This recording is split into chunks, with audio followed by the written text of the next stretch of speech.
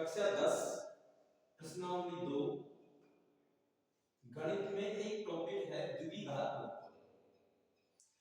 द्विघात बहुपद के शून्य ज्ञात करना कहेगा, मतलब वो शून्यों की जांच करना। लेकिन सबसे पहले कि द्विघात बहुपद होता क्या है, क्योंकि हमको सबसे पहले ये जानना होता है कि द्विघात बहुपद होती क्या चीज है। तो देखिए,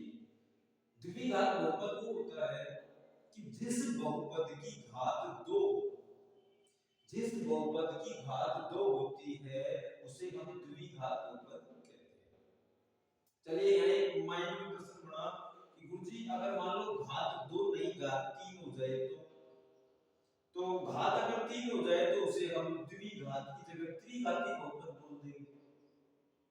और अगर मान लो कि घाती नहीं है तो उसे हम रैखिक बहुपद बोलेंगे। जैसे एक घात वाले को हम रैखिक बहुपद, जैसे मैंने यह लिख दिया केवल x प्लस 2, ये रैखिक बहुपद है।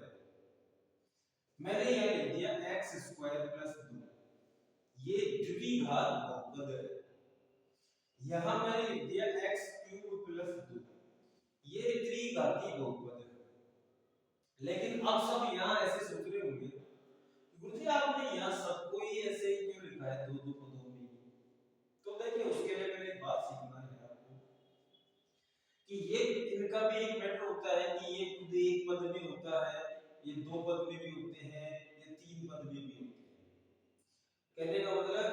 एक अकेला पद, जैसे मैंने यहाँ केवल x ही लिख रखा है तो ये हमारा एक पद है, मतलब एक ही पद है और रैखिक बहुपद है। दूसरी बात कि अगर मैंने यहां x प्लस 2 भी लिख रखा है तो भी ये रैखिक बहुपद है, लेकिन ये दो पद में, अब तीन पद में ये अवेलेबल नहीं होता है। जैसे अगर आपसे कोई ऐसे कहते कि यहां मुझे अगर एक 3 और लिख दे तो ये तो तीन पद में हो गया, लेकिन ये तीन पद में ये दोनों नहीं रहेंगे क्योंकि तीन और दो जुड़ जाएगा तो ये होने को x प्लस 5 ही रहेगा। तो कहने का मतलब रैखिक बहुपद दो पद में। अब बात करो द्विघात बहुपद की, कि द्विघात बहुपद एक पद में भी होता है। जैसे मैंने यहाँ केवल x स्क्वायर लिख दिया, ये अकेला पद है द्विघात बहुपद। मैंने यहाँ x स्क्वायर प्लस 2 लिख दिया, द्विघात बहुपद है लेकिन दो पदों में है, द्विपद कहते हैं। ये एक पदी या द्विपद, दो पद में। और मैंने यहाँ x स्क्वायर प्लस यहाँ एक x यूज ले लिया, जैसे यहाँ 2x प्लस 5। अब ये भी द्विघात बहुपद है लेकिन ये तीन पदों में है, ये एक पद में है, ये दो पदों में है, ये तीन पदों में है। तो कहने का मतलब आप अपने मेन टॉपिक पे आते हैं। ये तो नॉर्मल जानकारी मैंने इसलिए दे दी आपको कि जिसकी घात अगर एक हो, जिस बहुपद की घात एक हो उसे हम रैखिक बहुपद कहते हैं। जिस बहुपद की घात दो हो उसे हम द्विघात बहुपद कहते हैं, और जिस बहुपद की घात तीन हो उसे हम त्रिघाती बहुपद कहते हैं। अब मान लो कि हमारे टॉपिक है केवल द्विघात बहुपद का। अब द्विघात बहुपद के लिए सबसे मेन बात सीखो। अब ये तो हम सीधे द्विघात बहुपद किसे कहते हैं, कि द्विघात बहुपद जिस बहुपद की घात दो होती है उसे कहते हैं हम द्विघात बहुपद। अब द्विघात बहुपद के शून्यंक क्या होते हैं, तो देखिए सीख ध्यान देना कि शून्यंक के लिए द्विघात बहुपद में एक नियम होता है कि द्विघात बहुपद एक पद में हो, द्विघात बहुपद दो पद में हो, द्विघात बहुपद तीन पद में हो, तो गुरुजी उनका सबका अलग अलग तरीका होगा शून्यंक ज्ञात करने का। अब एक प्रमुख बात तो ये हो गई कि द्विघात बहुपद है तो उसके शून्यंक कितने होंगे, क्योंकि जिस बहुपद की जितनी घात उसके उतने ही शून्यंक। रैखिक बहुपद है, घात एक होती है, कहने वाला एक शून्यंक। द्विघात बहुपद घात दो होती है, कहने वाला दो शून्यंक। ये दिमाग इसमें चलता है कहने वाला अपने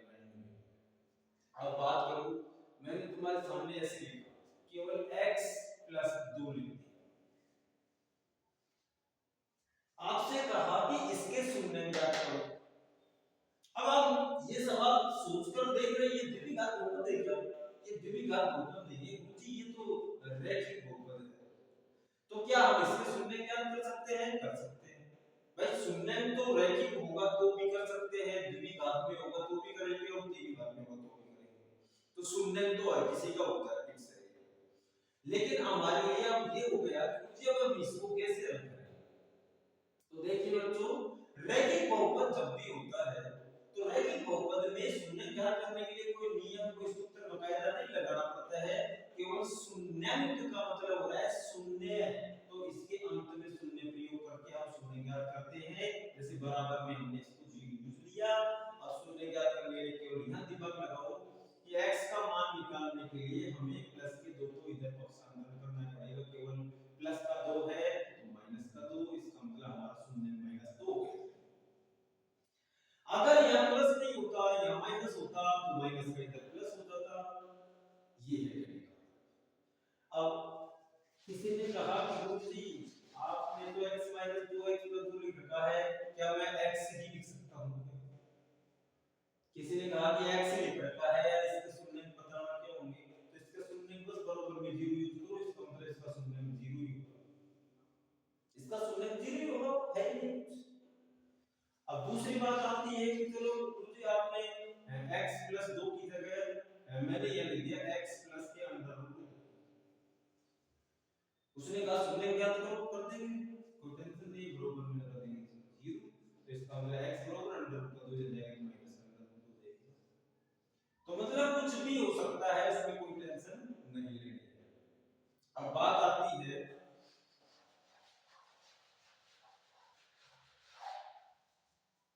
कि गुरुजी मैं ऐसे लिख दूं कि जैसे 5x और इधर लिख दिया -10, और उसने हमसे कहा कि इसके शून्य ज्ञात करो, तो ये भी द्विघात तो नहीं है, ये भी रैखिक ही है, मतलब जिसकी घात नहीं है वो रैखिक बहुपद है। ज्ञात करना है, हम इसमें थोड़ा दिमाग लगाना, हम जैसे बराबर में 0 यूज करेंगे, पहले नंबर 5x ऐसे कैसे रखेंगे, ये माइनस का 10 इधर पक्षांतर करेंगे इसका, तो इसका मतलब बराबर में माइनस का 10 इधर जाएगा तो क्या हो जाएगा प्लस का 10, क्योंकि 0 है तो उसमें क्या होगा, 0 की फर्क नहीं पड़ेगा, जितने घटने से कोई टेंशन नहीं है, तो वो ऐसे कैसे 10 रहेगा।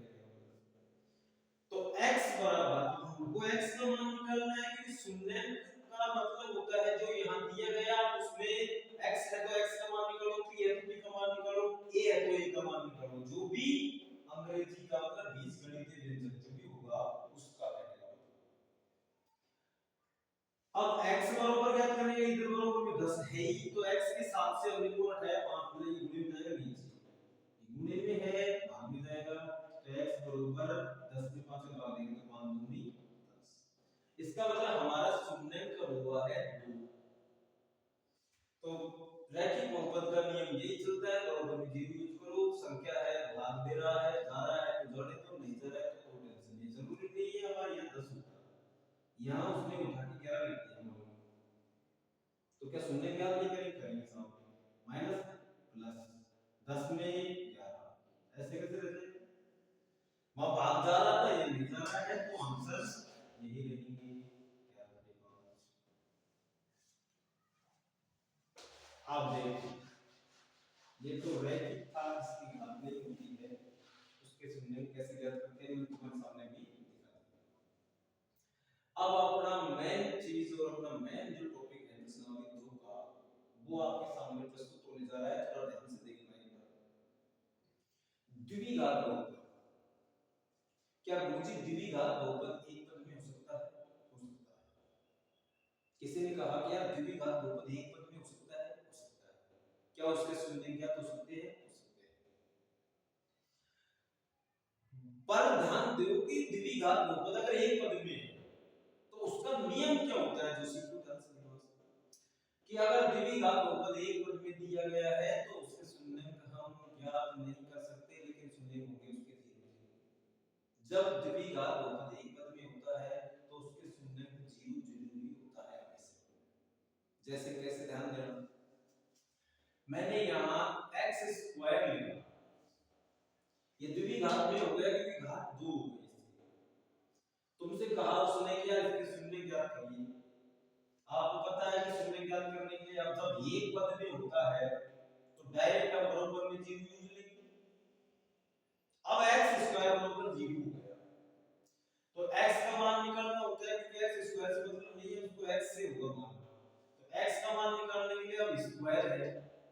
जब ध्यान देना किसी बहुपद के स्क्वायर है उससे हम पक्षांतर करते हैं तो वो अंडर रूट में तब्दील होता है, मतलब उसका अंडर रूट लगता है। तो कहने का मतलब स्क्वायर का पक्षांतर क्या, अगर जीरो के हम अंडर रूट लगाएंगे पक्षांतर करेंगे जब, तो उससे क्या फर्क पड़ने वाला है उसको देखने के लिए हम x बराबर जैसे जीरो हुआ तो जीरो का हमको पता है अंडर रूट मान जीरो ही होगा,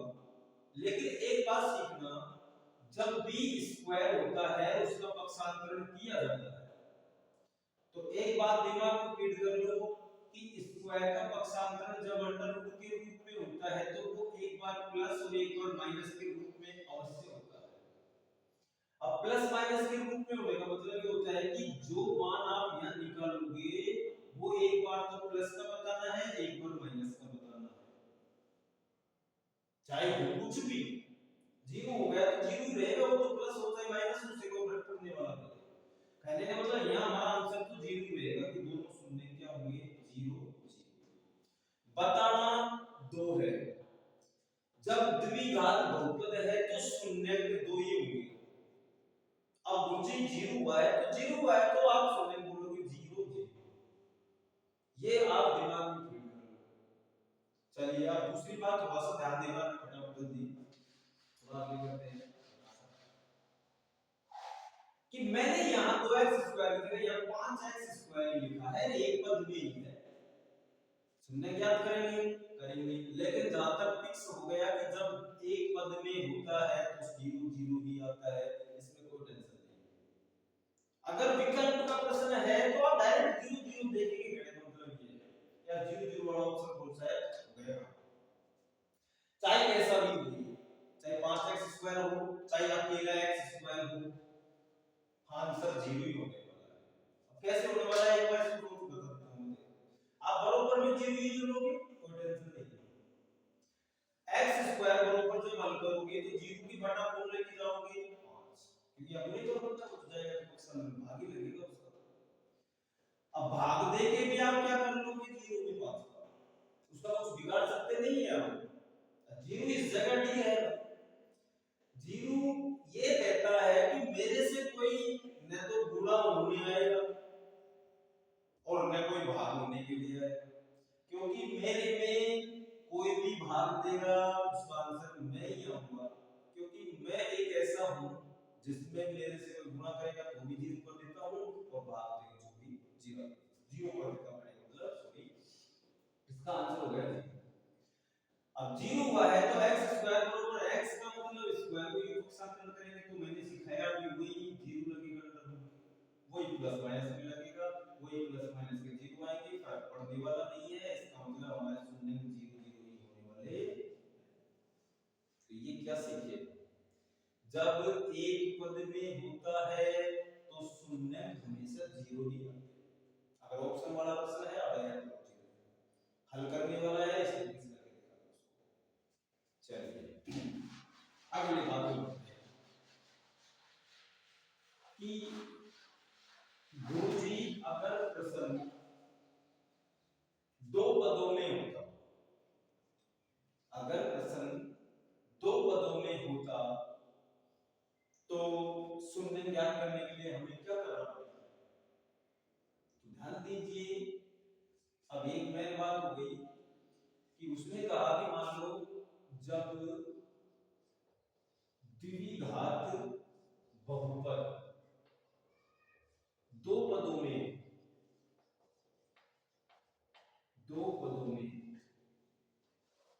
देखिए,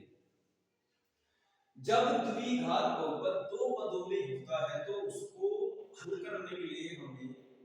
हमारे पास दो तरीके होते हैं, थोड़ा ध्यान रखना उसमें कि वो दो तरीके कैसे होते हैं देखना। जैसे मैंने यहां लिखा x², ये एक पद ही हुआ है अभी तक, दो पदों का मतलब एक पद और लाओ भाई, अब वो लाओ कोई भी आप संख्या ले आओ या कोई और ले आओ। अब ध्यान दो एक चीज सिखा रहा हूं मैं आपको, अब x² के साथ में अगर आप यहां कोई भी अंक जैसे ये ले लिया मतलब 4x इस तरीके से, तो x² प्लस 4x, अब ये कितने पदों में हो गया है? दो पदों में हो गया। चलिए दो पदों में हो गया है तो उससे शून्य ज्ञात जरूर करेंगे हम, क्योंकि दो पदों में हो गया तो भी हो गया तो द्विघात पद है। अब द्विघात पद है तो उसके शून्य ज्ञात करेंगे, तो शून्य ज्ञात करते हैं। ठीक है गुरुजी, तो देखिए पहले दिमाग में ये होना चाहिए कि इसमें कॉमन कौन है, कि गुरुजी इसमें कॉमन, या तो कॉमन लो या कॉमन नहीं आए तो डायरेक्ट हल करना होता है। जो मैं तुमको शुरू में बताया था कि द्विघात अगर दो पदों में होता है तो क्या होता है मुझे, वो दो तरीके ये हैं। एक तरीका तो होता है कॉमन ले लो, एक तरीका होता है कॉमन नहीं आ रहा है तो डायरेक्ट हल करो। जैसे कैसे, हम इधर ध्यान देना, जब सवाल में x स्क्वायर और x वाला पद होता है, जैसे एक तो x स्क्वायर वाला पद और एक x वाला, तो कॉमन आता है। कॉमन जब ही लेना है जब x स्क्वायर वाला पद हो और x वाला पद। मान लो मैं तुमसे कह दूं कि कुछ इस सवाल में तो कॉमन आ रहा है x, तो आ रहा है तो लेना पड़ेगा। x कॉमन लेंगे तो यहाँ हमको x ही बचेगा, x स्क्वायर में से कॉमन लेंगे x प्लस यहाँ x से x कट गया तो क्या रहा। तो गुरुजी कॉमन लेने के बाद में ये हुआ है, अब ये हो बस यही करना है, बराबर में लगाओ 0। अब एक बात ध्यान दो, इधर मैं तुमसे कह दूं अभी x अगर ये है गुणे के रूप इधर जाए भाग के रूप में भाग के चिन्ह बनाए उसको, समझ में आ रही है कोई बात, तो ये तो 0 हो जाएगा क्योंकि x बराबर 1 तो डायरेक्ट 0 हो गया। अब आ जाओ, एक ये रहा बीच x प्लस 4, इसके बराबर में भी 0 लगाएंगे क्योंकि शून्य में दो आएंगे, एक शून्य में तो ये हो गया और एक शून्य हिस्से आएंगे, तो x बराबर प्लस का चेंज हो जाएगा तो माइनस के। इसने कहा मुझे शून्य क्या हो गए इसके शून्य होगा एक तो 0 और एक होगा माइनस 4, ये है करेगा। अब यहीं पे थोड़ा सा मैं चेंज करता हूं थोड़ा सा, जैसे मान लीजिए आप सवाल है दो पदों में सवाल है, यहां लिख दिया x स्क्वायर माइनस 4 और हमसे कहा कि इसके शून्य ज्ञात करो। अब हम सोच रहे हैं ये कितने पदों में है, दो पदों में। अब दो पदों में है तो मुझे आपने ये बताया था कि या तो कॉमन लेना है या डायरेक्ट हल करना है। अब बताओ या कॉमन लेना है क्या, या कॉमन नहीं आएगा, क्योंकि यहाँ x स्क्वायर है यहाँ 4 है, यहाँ x तो नहीं है ना। अगर यहाँ x वाला है तो कॉमन लेना है, नहीं तो नहीं लेना है। अब यहाँ अचल पद है, मतलब इसका अंदर न तो x वाला पद है, ये तो संख्या वाला गिनती वाला 4 आ गया है, तो दिमाग लगाना। अब मैं इसकी बात बता रहा हूँ पूरी तरह ध्यान देना। जब द्विघात होगा तीन पद में होता है इस तरीके से, जैसे x square plus 7x plus 12, इन तीनों को थोड़ा ध्यान से सुनिए कि जब दो पदों में होता है सवाल कैसा, कि या तो x स्क्वायर और x वाला प्रयोग हो जाए इन दोनों वाला, जैसे x स्क्वायर वाला और x वाला, तो कॉमन लेना है, फिक्स हो गया। अब आप बात करो कि ये नहीं हो, इसको मैं हटाऊं यहां से, ये हटा दिया। अब ये इस तरीके से ही तो मैं केवल इस x स्क्वायर को प्लस 12 के साथ यहां लिख दूं, मतलब यहां लिख दिया, ये दो पदों में हो गया, लेकिन अब x वाला नहीं है। तो जब x वाला पद नहीं होता है तो कॉमन नहीं लिया जाता है, डायरेक्ट हल किया जाता है। अब जैसे कैसे इधर ध्यान देना, x स्क्वायर माइनस 4 है, डायरेक्ट हल करना है तो बराबर में हमने सिखाया कि क्या लगाते हैं 0, बस हल कर दो। तो x स्क्वायर के बराबर अगर माइनस 4 है, इधर पक्षांतरण करेंगे तो माइनस हो जाएगा ये प्लस का 4। अब x बराबर स्क्वायर का पक्षांतरण मैंने ये भी सिखाया था कि स्क्वायर का पक्षांतरण होता है अंडर रूट, अंडर रूट का मतलब एक बार प्लस एक बार माइनस। चलो x बराबर प्लस माइनस के 4 का मान अंडर रूट में आता है गुरुजी 2, क्योंकि ये एक पूर्ण संख्या में वजह से 1 1 का 1 2 2 4 3 3 9 4 4 16 50 25, जब ऐसे संख्या का अंडर रूट लगेगा तो उसका मान हो जाएगा 4 का मान हो जाएगा 2। इसका मतलब हमारे जो शून्य आएंगे वो एक तो प्लस के दो और एक माइनस के दो, क्योंकि जब इसका पक्षांतर करता है अंडर रूट लगते हैं तो एक प्लस का एक माइनस का जरूर आता है, तो दोनों शून्य की ही होगी, एक बार प्लस का होगा एक बार माइनस का होगा। अब चलो एक बात और आ गई कि यही कि अब जैसे सवाल है x स्क्वायर माइनस 4 नहीं मान लो 5 होता, x स्क्वायर माइनस 5 होता तो फर्क कुछ नहीं होगा, देखो बराबर में आप जीरो लगाओगे कॉमन तो आएगा नहीं। चलो x स्क्वायर बराबर माइनस के 5 को इधर भेजा तो प्लस का 5 कर दिया, इसमें कोई टेंशन नहीं, माइनस का 5 तो प्लस का 5 ही होगा। अब x बराबर हल करेंगे तो स्क्वायर का पक्षांतर क्या लगाएंगे, इसके अंडर रूट के हो गए 5, लेकिन वो एक बार प्लस के एक बार माइनस के। अब हम ये सोचने लग गए कि यार इसका मान आएगा क्या, इसका मान तो आया था, इसका मान नहीं है क्योंकि अंडर रूट 5 है, इसका पूर्ण मान नहीं होता है, मतलब एक एक हमें 2 2 4 3 3 9 4 4 16 50 25 36 36 ऐसी संख्या जब होती है उसका मान निकल जाता है, तो इसका मान नहीं आएगा, इसका मतलब ये ऐसे रहेगा। तो जो शून्य का आएंगे ना आपके, वो शून्य के एक पर तो प्लस का अंडर रूट 5 आएगा, एक पर माइनस का अंडर रूट 5 आएगा, हो गया। अरे कुछ भी हो सकता है, यहाँ की संख्या हो सकती है, पर टेंशन नहीं लेना है, लेकिन दो पद में, जब सवाल दो पद में हो तो उसका तरीका यही होता है कि भाई साहब या तो कॉमन ले लो, कॉमन नहीं आ रहा है तो फिर आप डायरेक्ट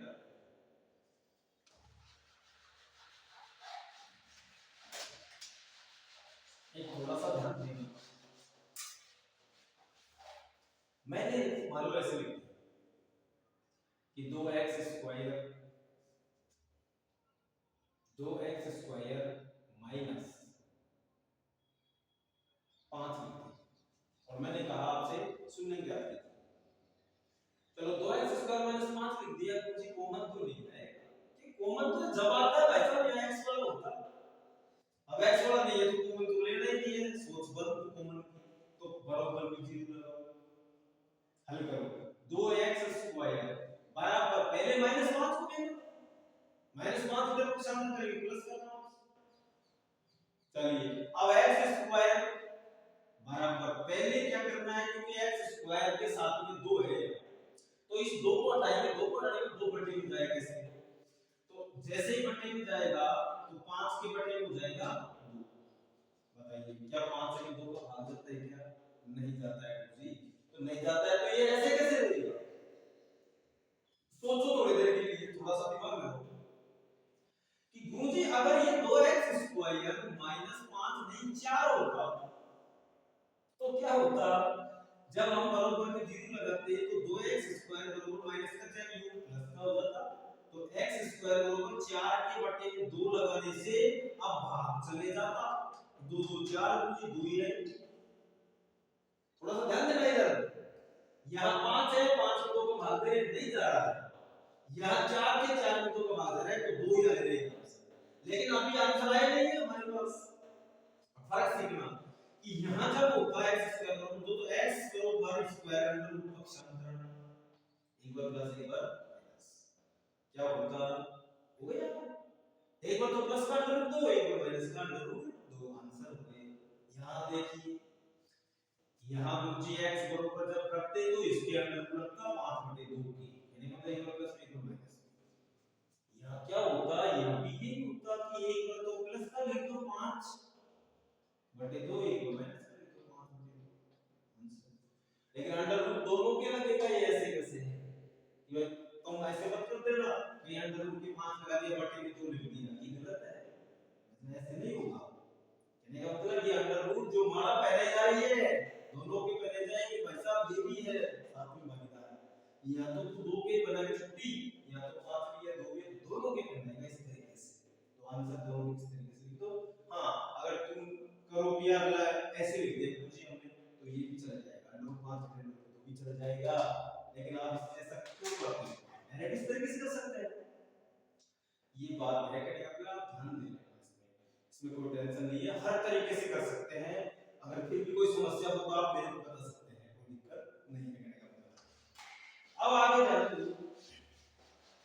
अब हमारी मेन चीज आ गई,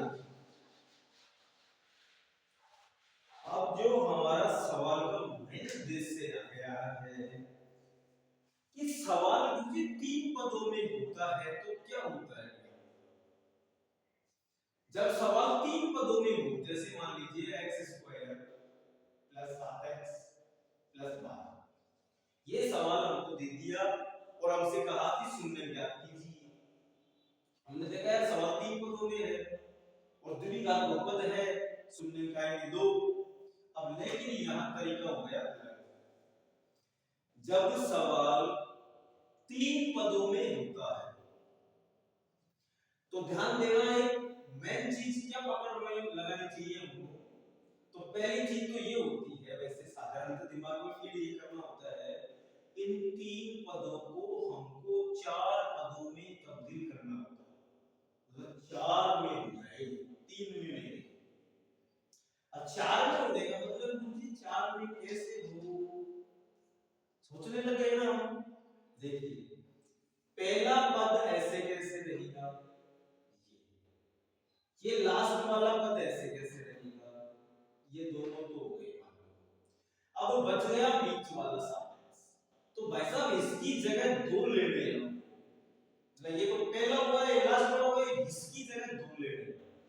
मतलब इसको यहां से हटाना है प्लस 7x और इसकी जगह दो ले लेना, दो टुकड़े हो जाएंगे ऐसे, तो चार में बढ़ जाएंगे। तो अब यार ये चार में बढ़ाने के लिए क्या करना चाहिए, तो देखो उसके लिए क्या उपाय होता है कि प्रथम पद को अंतिम पद जो होता है, जैसे पहला पद होता है x स्क्वायर वाला और अंतिम पद जो अचर पद जो संख्या वाला होता है।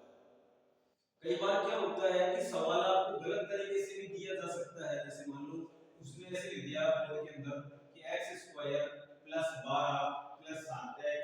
ये शून्य ज्ञात दे दिया, वो दे सकता है इस तरीके से, क्योंकि वो ये देख सकता है कि यार छात्र में दिमाग है या नहीं, ये सवाल को सही तरीके से लिख कर सकता है कि नहीं कर सकता है। तो उससे पहले आप दिमाग ये यहाँ ऐसे लगाना होता है कि मैं जो बता रहा हूँ कि प्रथम पद को अंतिम पद से, मतलब प्रथम पद जो x स्क्वायर वाला होता है और अचर पद जो 12 है, इसको हम गुना कर रहे हैं।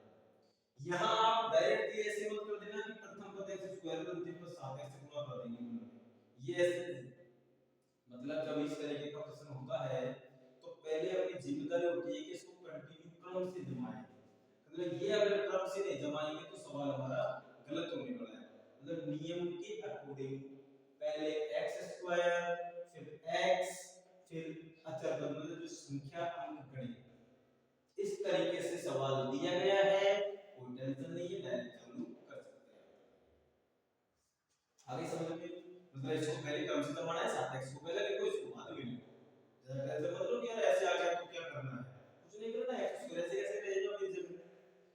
और प्लस 7x को पहले लिख दो और फिर प्लस 12 लिख दो, फिर चालू कर दो अपना हल करने का। अब देखो थोड़ा सा दिमाग वापस एक बार लगाओ, क्योंकि आप ये क्या बता रहे हो कि यार प्रथम पद को अंतिम पद से गुणा करके क्या करते हैं, ये हम देखते हैं कि यार x स्क्वायर को 12 से गुणा करें तो 12x स्क्वायर हो जाएगा। अब उस 12x स्क्वायर के हमको मन में ऐसे दो टुकड़े करने हैं कि जिनको गुणा करने पर तो 12 ही आए, लेकिन उनको जब जोड़े हल करेंगे तो वो दोनों जुड़ के 7 होने चाहिए,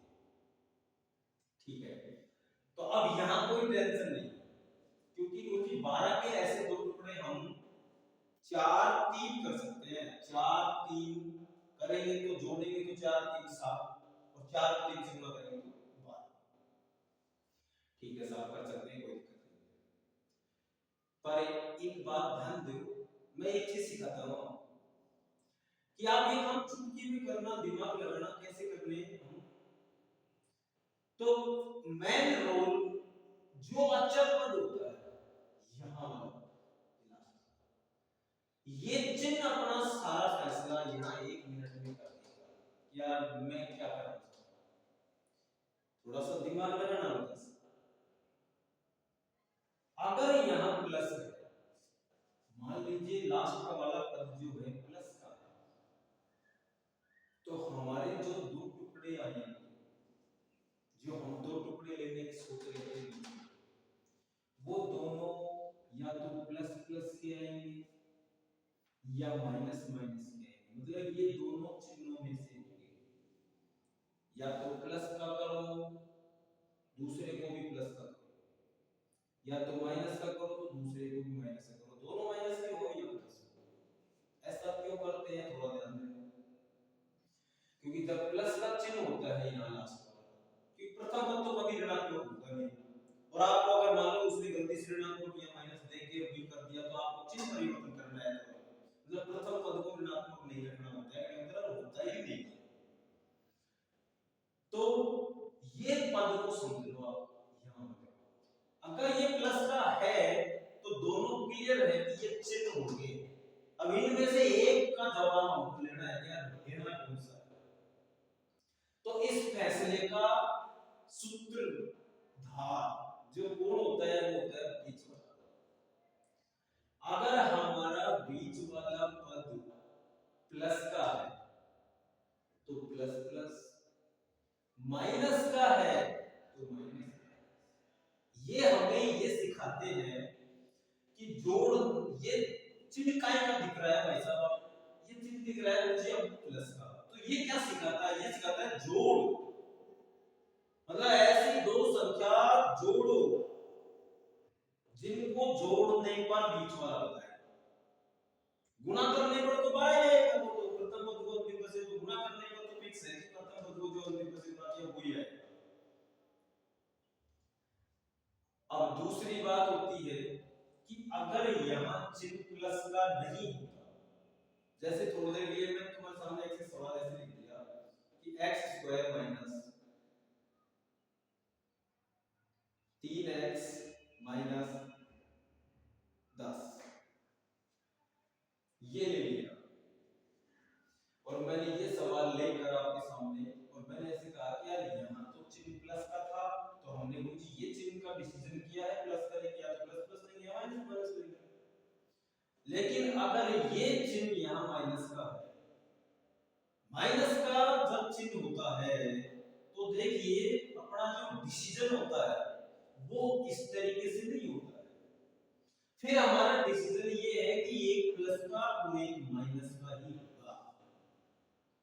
एक चिन्ह प्लस का होगा एक चिन्ह माइनस का होगा, ये फिक्स है। फिर इसमें कि गुरुजी एक प्लस का एक माइनस का होता है, तो फिर इस बीच वाले का क्या मतलब होता है कि जैसे आपने वहां बताया था कि ये प्लस का है तो प्लस प्लस आता है, माइनस का है तो माइनस माइनस का ही आता है।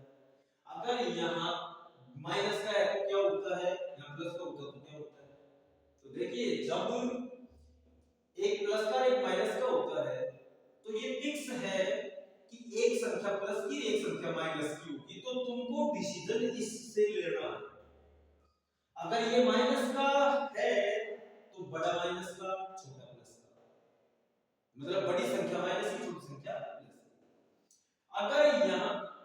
प्लस तो बड़ी संख्या प्लस की छोटी संख्या माइनस। ये फैसला होता है हमेशा, और ये फिक्स है। ये वो चीज है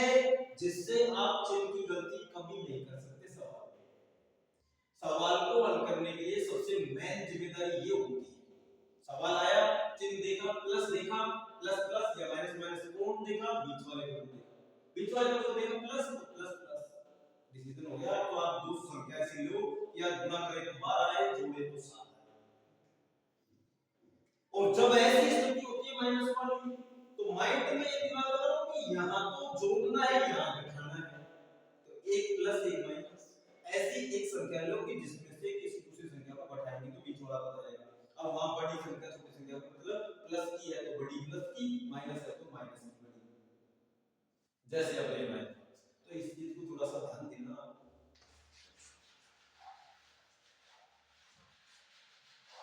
मान लीजिए हम कैसे करते हैं थोड़ा सा बता देते हैं एक बार,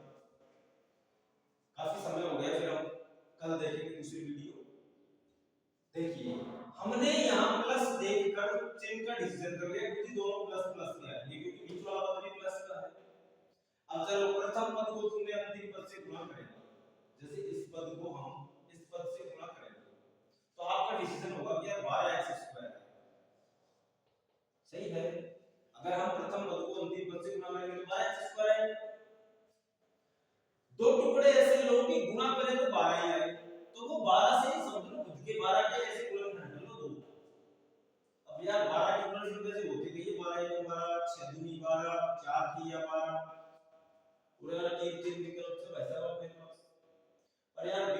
याद एक को जरूरी है कि जोड़ वापस आता हो, तो या तो ये को ऐसे भी 12 है 13 पूरा करो और या ये तो इसको 6 2 8 को है 7 से तो 4 और 3 ये सही हो सकता 4 और 3 से तो 4 और 3 जुड़े तो इसका मतलब वो 4 भी प्लस का और 3 भी प्लस का और x स्क्वायर होने का मतलब ये x x में क्योंकि अब हम इनको जोड़ते हैं जैसे 4x और 3x जोड़ो भाई तो 4x 3x जुड़ के 7x सही है गुणा करो 4 को 3 से गुणा करो 12x को x से गुणा करो x स्क्वायर तो ये तो होगा ही हमेशा। चलो अब क्या करेंगे आगे देखो x स्क्वायर बीच वाले पद को हटाओ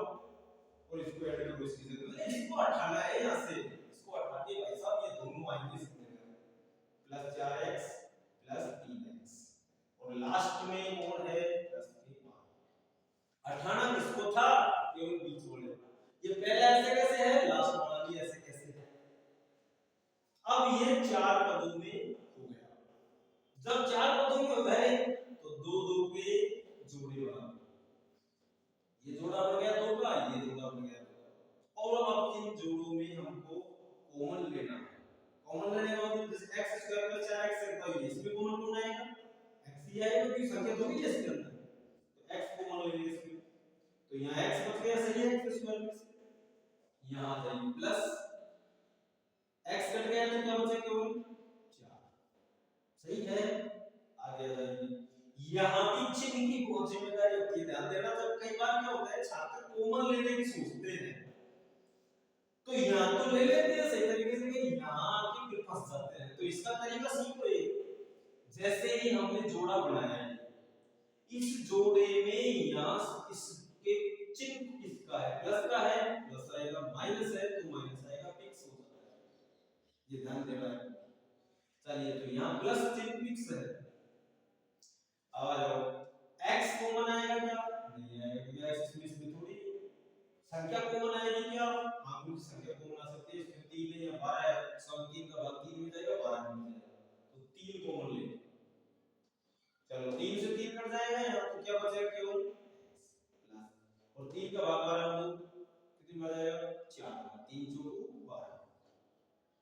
ये एक बात और सीख लो अगर इस ब्रैकेट में x 4 आया है तो इस ब्रैकेट में भी x 4 ही आएगा यहाँ ब्रैकेट में जो आ गया वही यहाँ आएगा कॉमन सही लेना है ये अटल सत्य है ऐसे नहीं हो सकता कि इसमें अलग आ गया इसमें अगर ये सही आया है इस तरीके से तो सवाल सही कर रहे हैं नहीं तो गलत अब देखो तो आगे करना क्या हो गया अपना पूरा बनाएंगे x ये प्लस 3 जो बाहर वाले हैं उसको एक जगह लिख दो x प्लस एक जगह बना दिया इसको एक ब्रैकेट में और एक ब्रैकेट इसमें दोनों में से एक ले लो चलो x प्लस 4 एक तो बाहर वाला x प्लस 3 एक ब्रैकेट वाला x प्लस 4 दोनों से कर दो सुनते तो x प्लस 3 के बराबर में 0 ऐड करेंगे तो x बराबर तो प्लस का अगर इधर जाएगा तो माइनस का 3 होगी पक्षांतर इधर आ जाइए x प्लस 4 है तो बराबर में 0 लगाएंगे तो x बराबर प्लस का 4 इधर जाएगा तो ये हो जाएगा बस तो हमारी जो शून्यक आएगी ना अतः शून्यक -3 और -4 होंगे इस तरीके से हम शून्यक ज्ञात करते हैं ये पहला पड़ाव है अभी तक मैंने आपको केवल एक बेसिक जानकारी के रूप में सिखाया है